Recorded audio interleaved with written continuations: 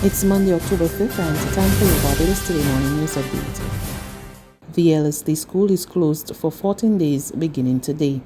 This after a 15-year-old fifth form student tested positive for COVID-19. The teen is part of a cluster of COVID-19 cases found in a single family. 6 members of that family were diagnosed with the virus between September 30th and October 3rd. Education Minister Santia Bradshaw said classes will resume at the school plant on October 19th. During this time, we are asking all parents, students, and teachers to cooperate fully with the Ministry of Health officials as they continue to do contact tracing. Students must, wherever possible, remain at home, and parents should contact the Ministry of Health and Wellness hotline in the event that they develop symptoms of any kind associated with COVID-19. Any student or member of staff who may wish also to be tested, who may not have come into contact with the young lady, will obviously not be refused at this stage. Fortunately for us, the students at the Ellerslie School have always embraced the use of technology, and the students are very familiar with working in an online environment. In fact, over the course of the early part of COVID-19, there were some of the students who I interfaced with in a virtual classroom. And our reports to date indicate that there are just over 100 students at the school whom it has been reported are not in possession of a device and whom we are making best efforts to ensure that they are provided with such devices to be able to continue to be able to educate themselves over the course of the next 2 weeks. Bradshaw, speaking at a press conference yesterday, said the cleaning would also begin at the Black Rock Educational Institution.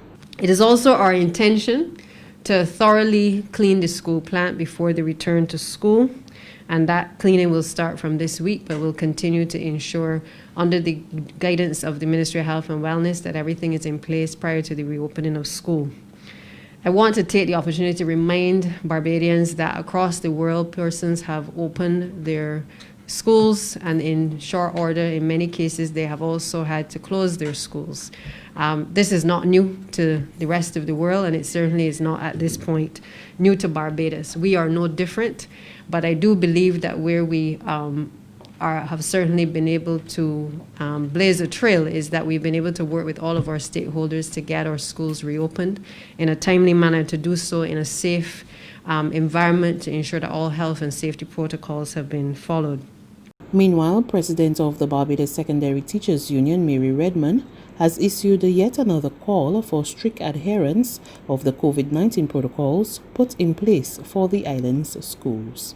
In our discussions earlier with the Chief Medical Officer, we were assured that if the student has been found to have commingled, or if their relatives in the household or in households nearby that could be or that are found to be positive, then of course similar protocols would follow. In the meantime, of course, because we know that the schools potentially are hotbeds of infection because of the numbers of people in the school at any one point in time, still, even though we are doing the blended approach, we are urging that parents underscore the importance of children wearing their masks and that they follow the proper protocols. We are also asking that the principals of schools reinforce this. We are at a very serious stage in this infection.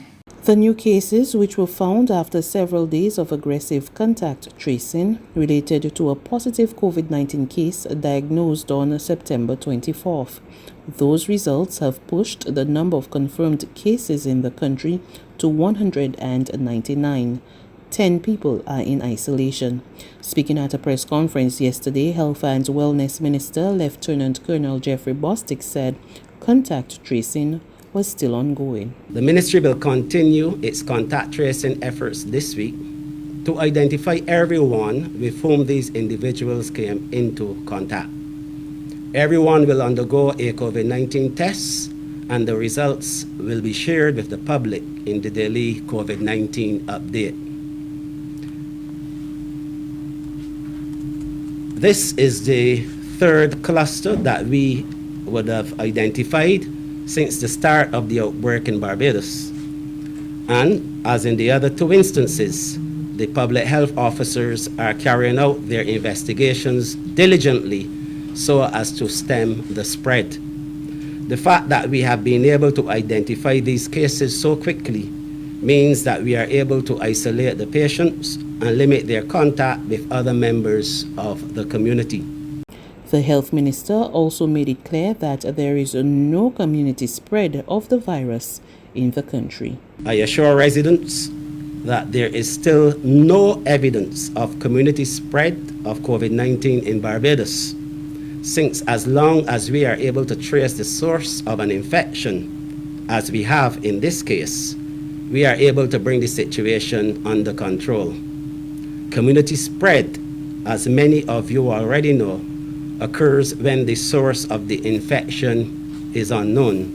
And so at this stage, I just want to dismiss what I have been seeing on social media, all kind of things suggesting that we have community spread in Barbados. I want to reassure the public that Barbados has no community spread at this time. As Minister of Health and Wellness, I commit to keeping you updated on this latest development and urge you to continue to follow the public health protocols that we have in place to keep you safe. Wear your mask in public spaces, socially distance at least 3 feet, and practice good hand hygiene. Meantime, Prime Minister Mia Mottley said she is ready to boost the numbers of the COVID-19 monitoring unit if needed. She made the disclosure last night during a Barbados Labour Party political meeting held at the Glebe St. George for the November 11th by-election. And I saw some things happening, particularly in the last week or two, and I spoke to Jeffrey about it. And I told Jeffrey, I am prepared to give you 30 or 40 more people. Tell me how many you need in the COVID monitoring unit, because sometimes you got to go and remind people and find people. I mean F-I-N-D either. I mean F-I-N-E. Because you step on the crease. You ain't stepping on a cricket crease like Floyd. You're stepping on a crease that will hurt everybody in this country. Because if we have to shut down the country, everybody's job hurting. If we have to shut down the country, the tourists ain't coming.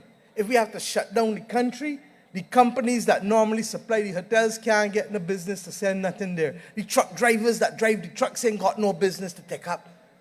The gardeners that working ain't gonna get paid because they ain't got nobody. And that is why Tony Moore is so significant. Consumers are paying more for some petroleum products. The retail price of gasoline is now $3.36 per litre, an increase of 14 cents, while diesel now costs $2.67 per litre, up by 15 cents. Kerosene now retails at 91 cents per litre, an increase of 1 cent. The new prices took effect at midnight, Sunday, October 4th. There's regional and international news after this short break.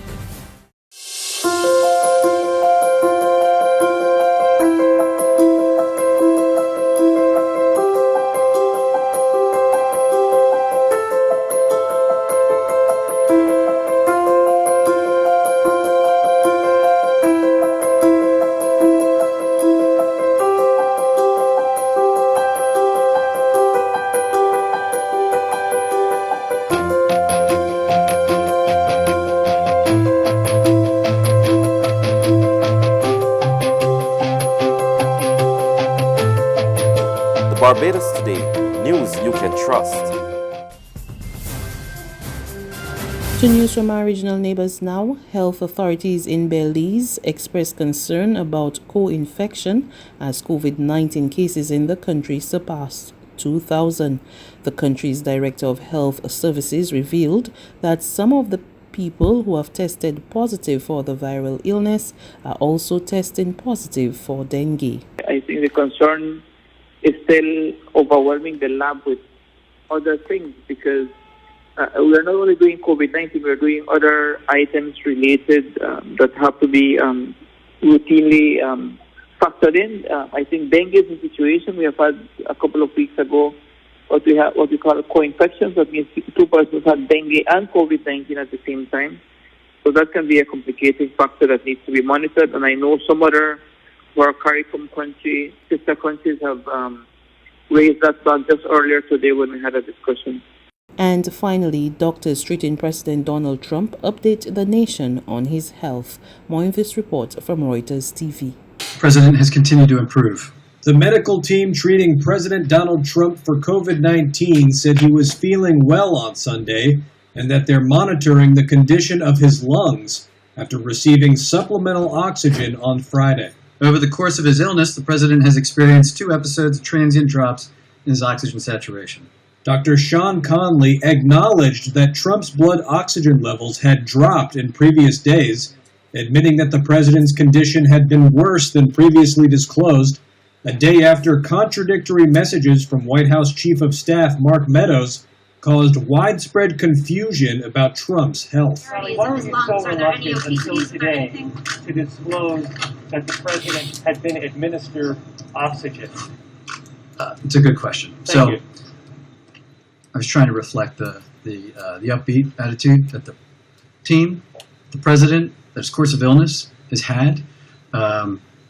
Didn't want to give any information that might steer the course of illness in another direction, and in doing so, it came off that we were trying to hide something, which wasn't necessarily true.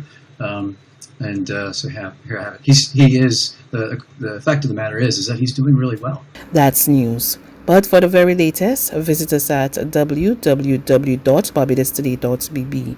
You can also subscribe to our e-paper, email updates, or like us on Facebook, and sign up for our breaking news alerts via WhatsApp.